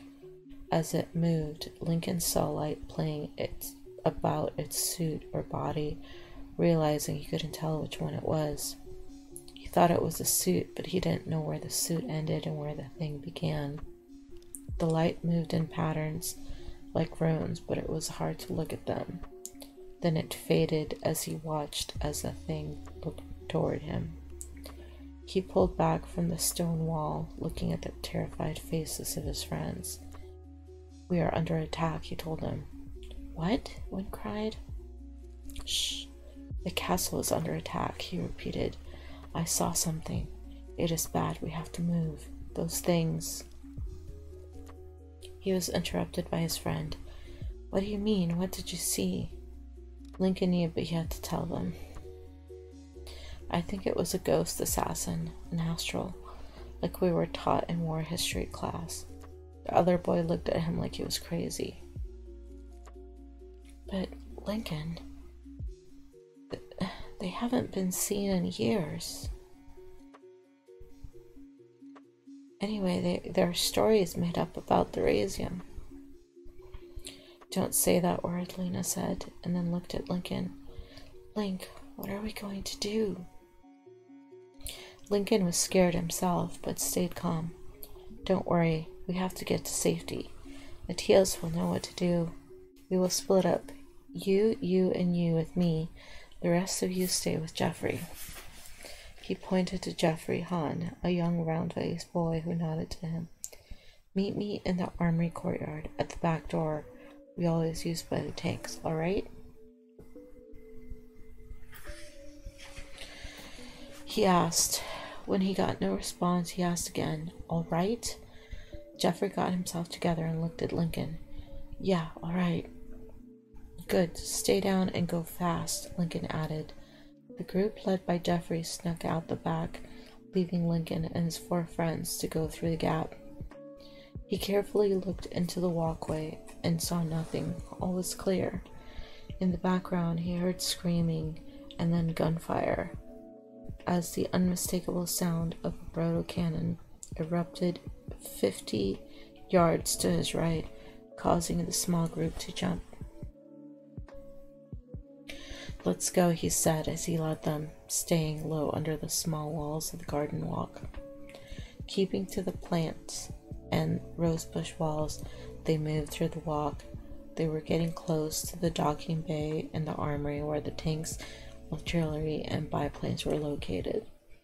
It was also the place where the mighty airship Skylance was docked. Skylance was one of the last ships of its kind, a greatly armored skyship of the Federation Armada. Most of the Zeppelins or other sleek steam crafts of its type were destroyed during the Affinity War, and the others in the latest conflict with the Razium. But this ship persisted through it all as a testament to the will of the Federation and her people. Lincoln looked at his friends. "Stay low, we are almost there." The rotocannon was red hot as it spun, killing the magical Satans in droves from Agris's rune-edged bullets. The smoke creatures, not able to withstand the magically laced ammunition, blasting through their forms. When the attack first started, the Astrals had been fighting the drunken soldiers and civilians of the fortress, but as it went on, the defenders started to make a valiant stand. With the help of the Gears, Matthias had rallied his troops. His officers had the rest of the citizens head to the safety of the inner castle. The start of the defense had been Talos and Agrius, the two hulking construct robots, reacting to Matthias and his sergeant's commands. His sergeant, Grankin Bor, was a short and very wide man with a bald head and a big beard braided with fetishes and golden talismans. He was the master of the armory and a good man to have in a fight.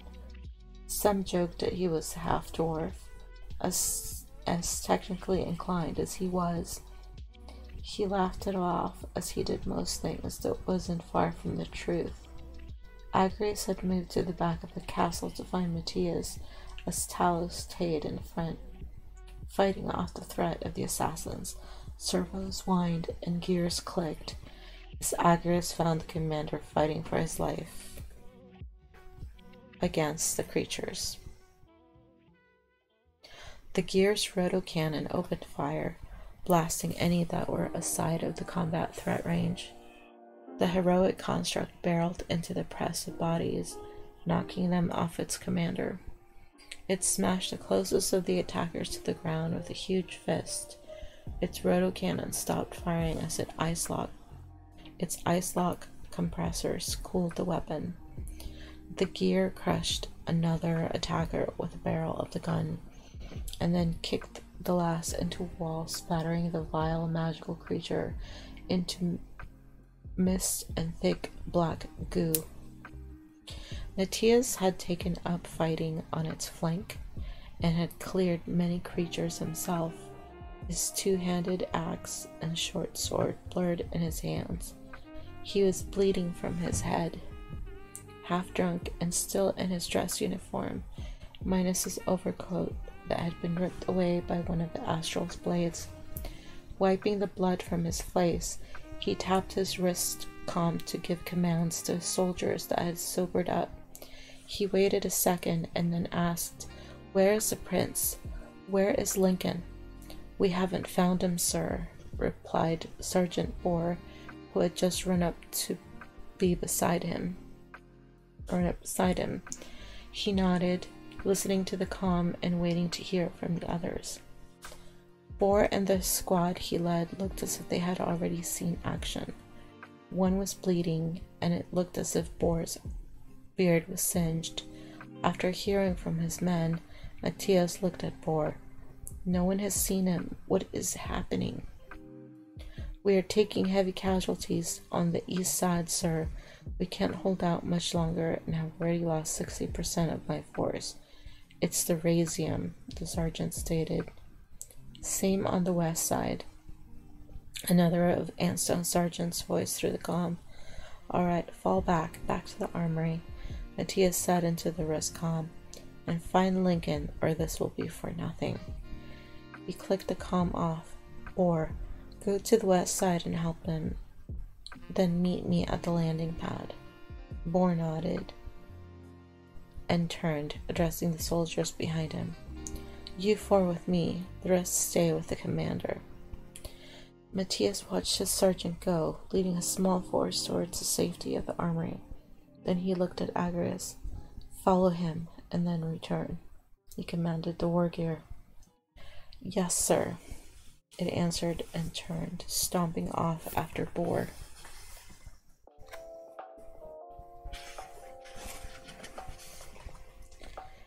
A few seconds later, Matthias heard Agrius' rotocannon giving support fire. Hearing that made him happy. They would be close to the Skylance and the docking bay of the armory soon. Matthias didn't know where to look for Lincoln. He could be anywhere, and heaven forbid that anything had already happened to him. He had to find him. Hearing a scream behind him, he turned at the sound, running toward it, followed by the rest of Bor's squad. It had come from the low garden walls. He walked around the corner of the wall and was relieved but horrified as he saw Lincoln. The boy was backing away from one of the astrals as it advanced upon him. And that is the end of chapter 10. So this is a good stopping point since our battle is going to run in less than a minute. So while that happens, let me see if we can find a good raid target for tonight.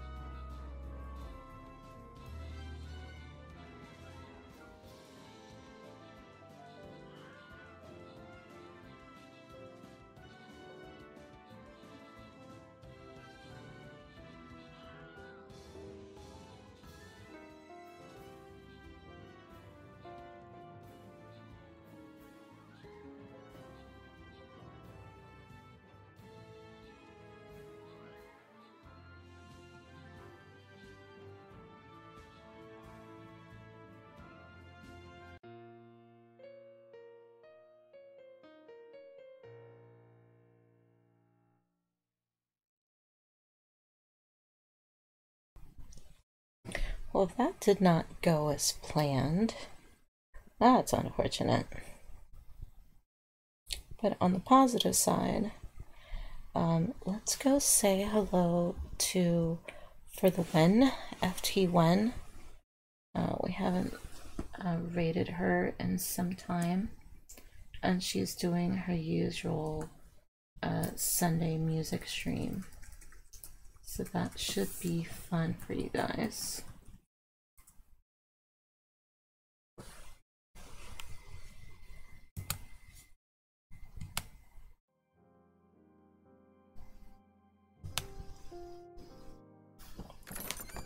Alright, there's some salvage there. And we'll continue that offline during the week while I'm working. If you're used, yes, thank you for spamming the cheese. I appreciate that, Matt. And thank you, RB, for being up so early on a Sunday. Thank you so much for the follow, Logesh Siva and Pumpkin Face X. Appreciate that. Thank you for the posture check and a hydrate, John Boy. Definitely need it after this. I'm just gonna plop down and go to sleep after the raid. Okay, if we get lost and some people are left behind, we're gonna go visit FT Wen. Here's the link. Okay, if you don't have my emotes, this is the link, the message, and if you are subscribed, here are my emotes for you to use.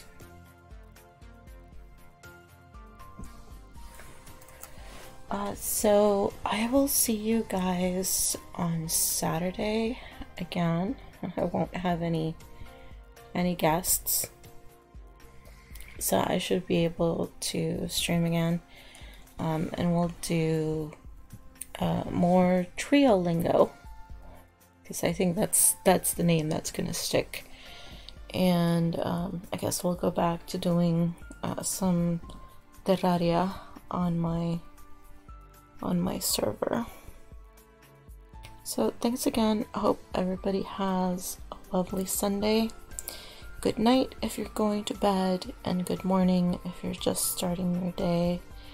And I will catch you next time. Bye.